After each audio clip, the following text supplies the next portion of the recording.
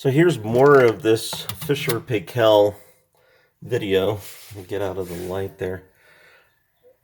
See that crap right there? Watch this. I don't have a big enough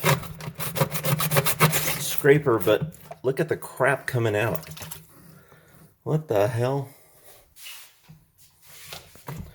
Let me see what I can get out of this side. I can't get all the way around, but just look at the shit coming out of there. Oh my God. What a mess. Oh well. There's your